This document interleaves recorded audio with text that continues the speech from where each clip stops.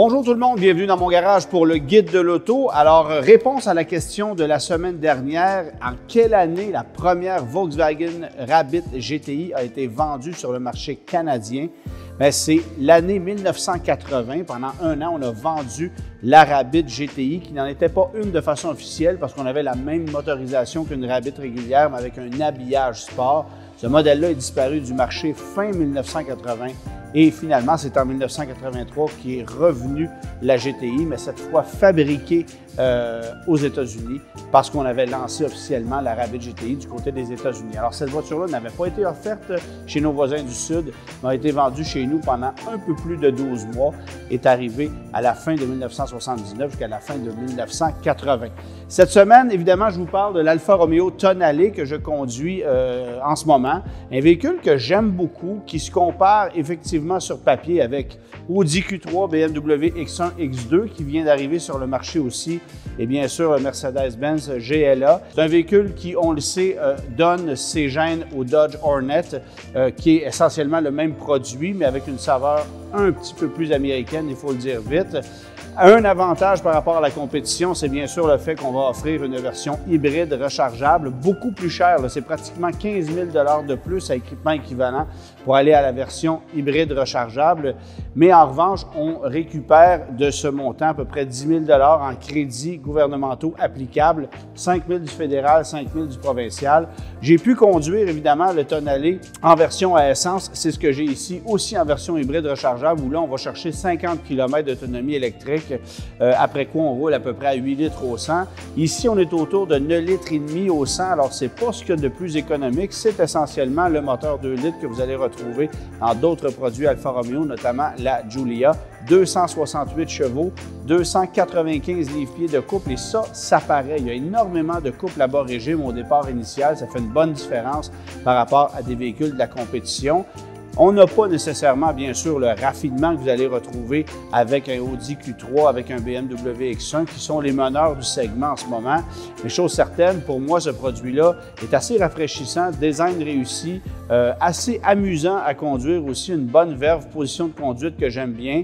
On verra si la fiabilité est au rendez-vous au fil des années, mais c'est certain que ça deviendra, en fait, c'est déjà devenu le produit le plus populaire chez Alfa Romeo. Et ça va faire entrer beaucoup de gens en concession qui n'auraient peut-être pas considéré cette marque-là n'eût été de l'arrivée de ce produit-là, qui est évidemment plus accessible que la Giulia et le Stelvio. Bon, il y a également le fait que si vous optez pour une version hybride rechargeable, vous aurez cet avantage de pouvoir circuler sur des zones réservées à des véhicules électrifiés, passer gratuitement sur les ponts à péage chez nous au Québec. Il y a plusieurs avantages de ce côté-là, mais si vous utilisez le véhicule en faisant beaucoup de kilométrage, vous vous rendrez compte que la consommation de carburant, une fois passé le mode électrique, est elle aussi un peu décevante pour un véhicule hybride. Et somme toute, le prix à payer pour passer à l'hybride, même si on a droit à des crédits, est quand même considérable parce qu'en plus, on n'a pas le choix d'aller dans des versions assez équipées, alors que du côté de l'Alfa Romeo à moteur à essence, bien, ça commence à un peu plus de 48 000 $, 42 000 du côté de chez Dodge avec un peu moins d'équipement. Mais c'est un autre élément assez particulier, c'est que si vous comparez un Dodge Hornet avec l'Alfa Romeo Tonale, vous allez vous rendre compte qu'à équipement équivalent, c'est à peu près vendu au même prix. Évidemment, on peut se poser la question à savoir pourquoi quelqu'un achèterait un produit Dodge alors qu'on peut aller chercher le côté un peu plus exotique de la marque Alfa Romeo. Rendu là, c'est une question de vocation, de goût personnel ou peut-être de proximité de concessionnaire. Mais je vous avoue que le petit côté italien dans le design de l'Alfa Romeo Tonale me plaît davantage que celui du Dodge Hornet, qui manque peut-être un peu de tonus, de personnalité en matière de design. Je trouve que Dodge aurait pu travailler un peu plus fort pour donner plus de muscles à son Dodge Hornet parce qu'on a perdu la calandre en croix, on a perdu par exemple le côté musclé qu'on retrouvait dans les Charger Challenger et c'est un peu dommage parce que c'est un segment plus qu'essentiel pour la division Dodge. On n'y était pas présent depuis plusieurs années. Évidemment, on ne peut pas considérer le Dodge Hornet comme un remplaçant du Dodge Journey. c'est pas du tout le même genre de produit. C'est beaucoup plus compact et c'est certainement plus raffiné que le Dodge Journey, mais c'est également beaucoup plus cher. Alors, deux produits complètement différents, bien qu'on s'adresse à une clientèle de masse. Et jusqu'à maintenant, la réponse de la clientèle chez Alfa Romeo est très bonne, mais chez Dodge, disons que les ventes sont plutôt timides par rapport à ce à quoi on s'attendait. Et c'est un peu compréhensible parce que, évidemment, le véhicule, si on le compare à des marques généralistes, Honda, Toyota, Nissan, Hyundai, Kia, par exemple, bien là, le prix est peut-être un peu moins alléchant et c'est pas un véhicule aussi pratique, beaucoup plus compact et un peu plus gourmand que la compétition. Alors, c'est un véhicule qu'on achète un peu plus avec passion qu'avec raison, mais la passion se situe surtout du côté d'Alfa Romeo, un peu moins du côté de chez Dodge. Maintenant, je vais vous parler du Honda hybride rechargeable qu'on a présenté cette semaine, un CR-V hybride rechargeable. Mais attention, pas l'hybride rechargeable que vous pensez. On a annoncé l'arrivée d'un CR-V hybride rechargeable à hydrogène, ce qui veut dire que vous allez pouvoir rouler en tout électrique sur un peu moins de 50 km, après quoi vous allez tomber avec l'hydrogène. Un véhicule qui est évidemment inutile chez nous dans le contexte du Québec et qui ne sera d'ailleurs pas vendu chez nous au Canada. Ça sera exclusif à quelques États aux États-Unis, bien sûr, considérer la Californie comme le marché de prédilection pour ce produit-là. Mais on peut se poser la question à savoir pourquoi Honda a choisi de lancer un CR-V à hydrogène, alors que si on regarde du côté de la compétition, on propose un RAV4 hybride rechargeable, un Outlander hybride rechargeable, un duo coréen, évidemment Tucson, Sportage et même si on monte un peu Santa Fe et Sorento en hybride rechargeable. Et Ford propose aussi un Escape hybride rechargeable. Alors, c'est le genre de mécanique qu'on aurait voulu obtenir avec le CR-V qui propose depuis peu une version hybride sur le marché canadien.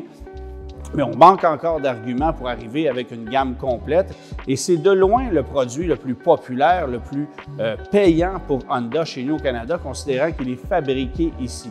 Alors, est-ce qu'on a des plans pour éventuellement amener une version hybride rechargeable avec un moteur à essence traditionnel?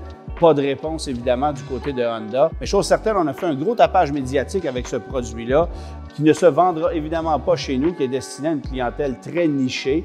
Et c'est évident que ce produit-là a coûté très cher en recherche et développement pour un très petit marché qu'on va cibler. Dommage qu'on n'ait pas choisi une autre avenue avec le CR-V que celle-là. Maintenant, un mot sur la baisse des prix de plusieurs véhicules sur le marché en ce moment. C'est vrai dans l'électrique, c'est vrai dans le camion pleine grandeur, c'est vrai dans le VUS compact également. On le constate un peu partout et ça s'explique évidemment par une accumulation de stock chez les concessionnaires. Alors, les constructeurs automobiles qui continuent de remplir les cours des concessionnaires alors que les véhicules sortent un peu moins rapidement. Bon, évidemment, c'est plus présent dans certains segments. Les camionnettes pleine grandeur inondent le marché actuellement. Plus difficile d'en exporter aux États-Unis. La demande a baissé légèrement. On le constate notamment avec le Ram 1500 classique.